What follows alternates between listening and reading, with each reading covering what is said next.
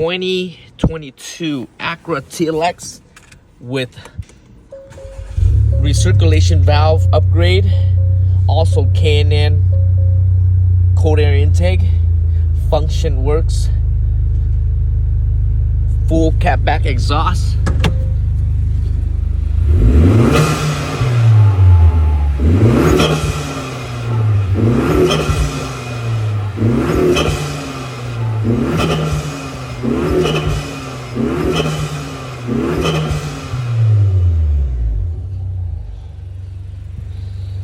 Running on E15 gas with K-tuner.